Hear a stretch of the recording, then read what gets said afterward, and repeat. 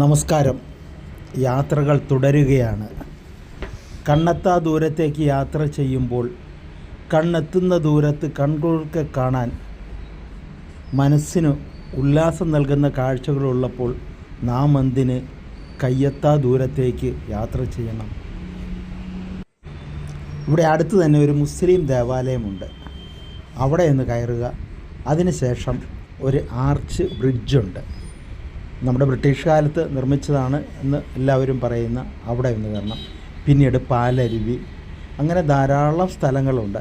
ഇതെല്ലാം കണ്ട് നല്ല കാഴ്ചകളാണ്. നോക്കി മനോഹരമായ മരങ്ങൾ, മലകൾ, അവയ്ക്ക് താഴെ വിശാലമായ അരുവികൾ, ഇതെല്ലാം കണ്ട് കൺകുളിർക്കെ അങ്ങ് യാത്ര ചെയ്യാമെന്ന് കരുതി.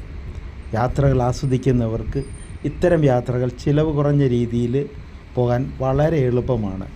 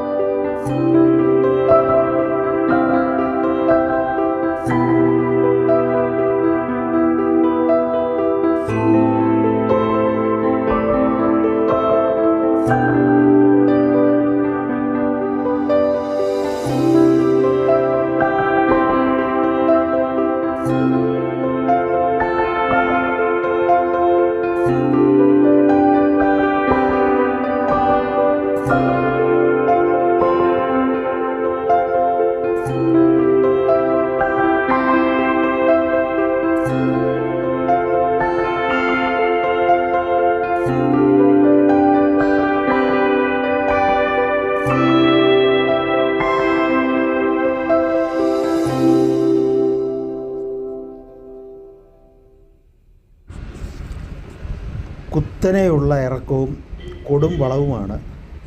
കേരളത്തിൻ്റെ ബോർഡർ കഴിയാറായിരിക്കുകയാണ്. ഇനി ആര്യൻകാവ് ചെക്ക് പോസ്റ്റാണ് നമ്മൾ ഈ കാണുന്നത്. ഇത് കഴിഞ്ഞാൽ പിന്നെ തമിഴ്നാട്ടിലേക്ക് കടക്കുകയാണ്.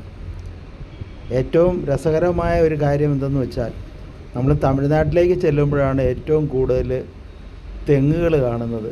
ശരിക്കും ഇപ്പം നമ്മുടെ കേരളത്തിൽ അത് അന്യാധീനപ്പെട്ടുകൊണ്ടിരിക്കുന്നിടത്ത് തമിഴ്നാട്ടിൽ ധാരാളമായി കൃഷി ചെയ്യുന്ന ഒരു വൃക്ഷമായി തെങ്ങുകൾ മാറിയിരിക്കുകയാണ്. ഞങ്ങളുടെ വാഹനം ഇവിടെ ഈ സൈഡ് റോങ് സൈഡാക്കി തന്നെയാണ് ഒതുക്കിയിരിക്കുന്നത്. ഇല്ലെങ്കിൽ ആ താഴേന്ന് വരുന്ന ഈ വലിയ വണ്ടിക്കൊന്നും കയറി വരാൻ പറ്റില്ല. കണ്ടോ, ഒരു കൊടും വളവാണ്. കണ്ടോ, വണ്ടി റോങ് സൈഡ് നമ്മളിവിടെ ഒതുക്കുമ്പോൾ അവരപ്പുറത്തൂടെ വളവ് തിരിച്ച് ഒടിച്ച് കയറിപ്പോകാൻ പറ്റുള്ളൂ.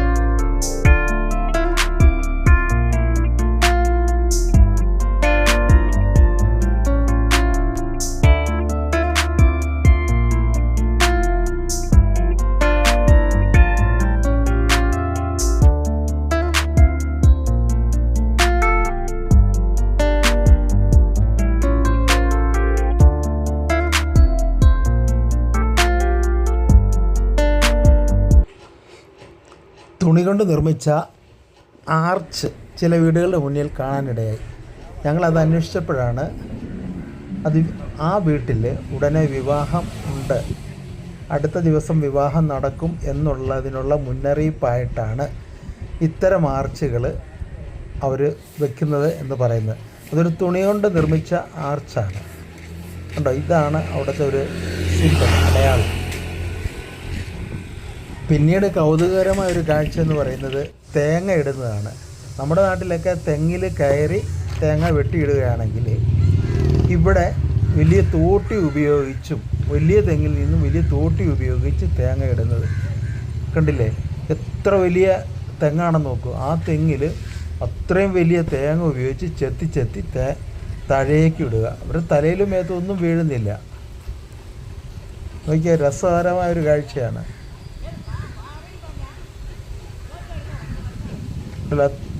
ആ തോട്ടി അല്ലെങ്കിൽ ആ കമ്പിൻ്റെ നീളം കണ്ടോ എത്ര വലുതാണെന്ന്. അതുമായിട്ട് കണ്ടോ നടക്കുന്നത്. അതുപയോഗിച്ചാണ് ചെത്തിയിടുന്നത്.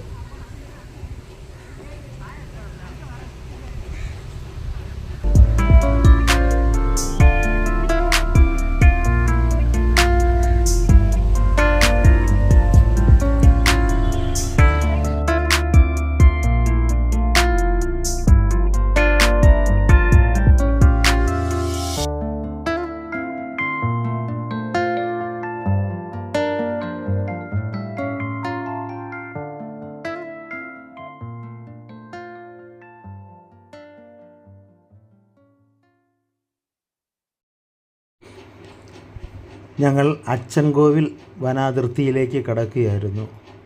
ശരിക്കും കാടിൻ്റെ മാസ്മരികത ആസ്വദിക്കാൻ എത്ര മനോഹരമായ സമയം കൂടിയായിരുന്നു അത്. കാരണം അങ്ങ് ദൂരെ സൂര്യൻ അസ്തമിച്ച് തുടങ്ങുകയായിരുന്നു. മൊത്തം ഇരുട്ടിലേക്ക് കിടക്കുന്ന ആ സമയത്ത് ചിലർ ഒറ്റയാനുണ്ടെന്നും പറഞ്ഞ് ഞങ്ങളെ അതുവഴി പോകണ്ട എന്ന് നിർദ്ദേശിക്കുകയും ചെയ്തു. പക്ഷെ ഞങ്ങൾ അതിലെ തന്നെ പോവുകയുണ്ടായി. വളരെ രസകരമായ യാത്രയായിരുന്നു.